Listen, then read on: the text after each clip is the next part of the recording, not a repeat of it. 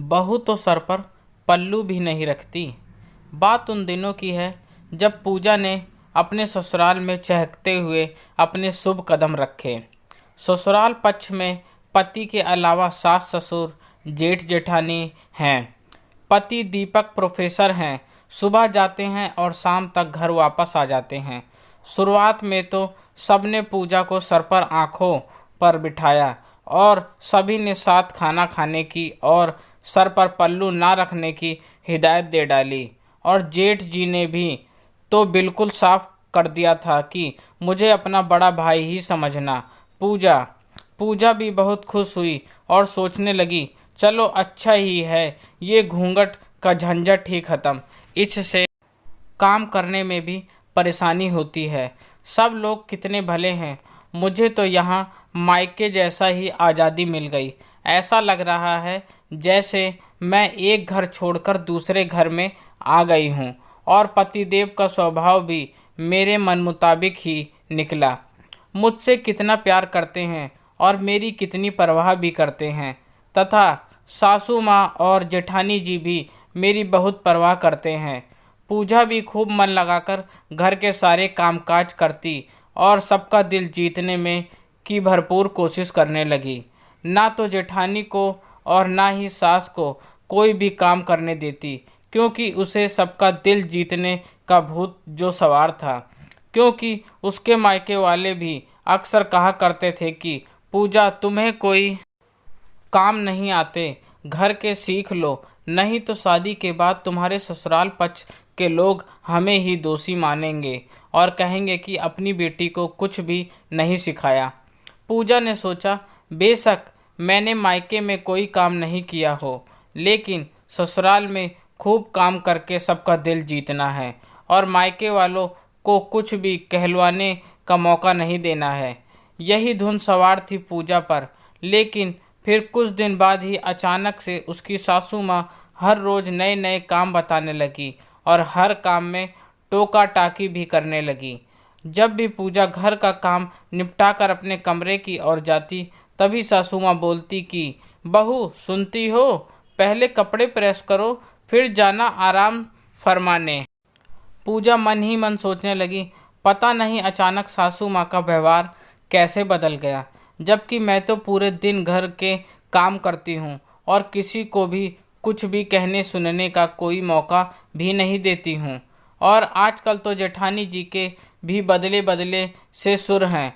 पूजा ने जब शाम को इस बारे में अपने पति दीपक से बात की तो उन्होंने कहा, ज़्यादा काम का प्रेशर लेने की कोई ज़रूरत नहीं है, जितना हो उतना ही किया करो, नहीं तो इन लोगों की फरमाइश बढ़ती ही जाएगी। इतना कहकर दीपक हंसते हुए टहलने के लिए निकल गए। लेकिन पूजा ने अपने पति की बात पर ज़्यादा ध्यान नहीं दिया और फिर से काम में जुट गई और रात के खाने की तैयारी करने लगी। तभी कुछ दिन बाद ही पूजा के बड़े भाई पूजा से मिलने के लिए आए। पूजा अपने भाई को अचानक आया देखकर खुशी से झूम उठी और पूजा फटाफट रसोई घर में जाकर चाय नाश्ते की तैयारी करने लगी और मन ही मन सोचने लगी, अब पता चलेगा भैया को, जब सब लोग मिलकर मेरी तारीफ़ करेंगे कि पूजा कितना काम करती है और सबकी कितनी परवाह भी करती है। क्योंकि मायके वाले तो मुझे आलसी और कमज़ोर बोलते थे हमेशा। लेकिन जैसे ही सब लोग नाश्ते के लिए आए तो झट से चाय पीने से पहले ही पूजा के भाई के सामने पूजा की बुराई करने लगे और कहने लगे, क्या संस्कार दिए हैं तुम लोगों ने अपनी बहन को, ये ना तो कोई काम ढंग से करती है और सबसे बड़ी बात, ना ही अपने से बड़ों के सामने पल्लू करती है। क्या यही अदब सिखाया है आप लोगों ने? तभी जेठ जी कहने लगे, मेरे से और पापा से भी पटर पटर बातें करती है, इसको बिल्कुल भी शर्म लाज नहीं है। हम इसके भाई और पापा थोड़ी हैं, इसे रिश्तों की मर्यादा का तनिक भी ख्याल नहीं है। ये ससुराल है, इसको इतना भी नहीं पता।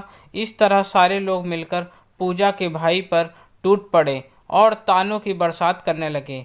पूजा तो उन लोगों का बदला ही रूप देखकर हतप्रभ रह गई और सोचने लगी, इन लोगों ने इतने झूठ पता नहीं क्यों बोले, जबकि इन्होंने ही सर पर पल्लू रखने से मना किया था और बेहिचक बातें करने का आदेश भी दिया था। पूजा के भाई को भी बहुत दुख हुआ और उन्होंने सबसे माफ़ी मांगी और पूजा को समझा बुझाकर जब घर वापस जाने लगे तब पूजा ने अपने भाई को समझाने की कोशिश भी की, लेकिन वो नहीं माने और कहने लगे सब लोग झूठ ना कहेंगे। लेकिन अब तो पूजा का गुस्सा आज सातवें आसमान पर था। उसने क्या सोचा और उसके साथ क्या हुआ, यही सोच सोचकर पूजा की आंखें भर आईं। पूजा ने रात को सारे घटनाक्रम की जानकारी अपने पति को दी और उनसे कहने लगी, आपने ठीक ही कहा था दीपक, मैंने ही आपकी बात अनसुनी कर दी और मुझे इतना काम करने का ये फल मिला और आगे से मैं ज़्यादा काम नहीं करूँगी।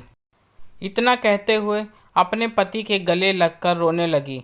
तभी दीपक ने पूजा को सांत्वना देते हुए कहा, मैं अपने घर वालों को अच्छी तरह जानता हूँ, इसलिए ही तुम्हें पहले से ही आगाह कर दिया था। अब आगे से ज़्यादा काम करने की कोई ज़रूरत नहीं है पूजा, जितना बन पड़े उतना ही करो, क्योंकि करनी इनको बुराई ही है। उस दिन के बाद से पूजा ने घर के फालतू कामकाज करने भी बंद कर दिए। फिर तो सासू माँ कहने लगी, बहू आजकल तुम्हारा ध्यान घर के कामों में नहीं है क्या? फिर से तुम्हारे भाई और माँ बाप से तुम्हारी शिकायत करनी पड़ेगी। इतना सुनते ही पूजा ने कहा, माँ जी जिसको जो भी कहना हो कह दीजिए, मुझे अब कोई फ़र्क नहीं पड़ता। जब सारा काम करने के बाद भी मुझे बुराई ही मिलनी है तो फिर कोल्हू का बैल क्यों बनना। माफ़ करना माँ जी, आज से सबके काम आधे आधे, और हाँ मैं आज के बाद से केवल एक समय का ही खाना बनाऊंगी और एक समय का जेठानी जी, क्योंकि घर सबका तो काम भी सबका। पूजा की बातें सुनकर सासू माँ की तो काटो तो खून नहीं वाली हालत हो गई और ज़्यादा बहू के दबाने के चक्कर में इतना सुनना भी पड़ा। और फिर उस दिन के बाद से उन लोगों ने पूजा की शिकायतें करना भी बंद कर दिया और घर के कामों में बंटवारा भी हो गया। अब तो जेठानी जी झल्लाती हुई एक समय का खाना भी बनाने लगी।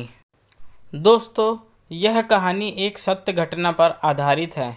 मुझे तो यही लगता है कि पूजा ने सही समय पर सटीक फैसला लिया, नहीं तो उसे यूं ही सबके काम करने पड़ते और आखिर में बुराई ही मिलती। क्योंकि कई बार चुपचाप सबका काम करते रहने से ससुराल पक्ष के सदस्य हमें बेवकूफ़ भी समझने लगते हैं और फिर बाद में बुराई भी करते हैं, जबकि हम अपनेपन की भावना में रहते हैं। इसलिए तारीफ़ के चक्कर में अपने शरीर के साथ कोई भी समझौता करना निरर्थक ही है। इसलिए जितना बन पड़े उतना ही काम करें। यहाँ पूजा के साथ कुछ ऐसा ही हुआ, लेकिन पूजा के पति ने पूजा का बखूबी साथ दिया और पूजा को इस मुसीबत से बाहर निकालने का रास्ता दिखाया। अब पूजा की शादी को 7 साल पूरे हो चुके हैं और वह काफ़ी खुश भी है, क्योंकि अब ना तो उस पर काम दबाव है, ना ही शिकायतों का डर। कहानी पढ़ने और सुनने के लिए सभी दोस्तों का बहुत बहुत धन्यवाद। अगर आपको मेरी ये कहानी पसंद आए तो लाइक और कमेंट करना ना भूलें, और हाँ, आप मुझे सब्सक्राइब भी कर सकते हैं। आपका अपना दोस्त, धन्यवाद।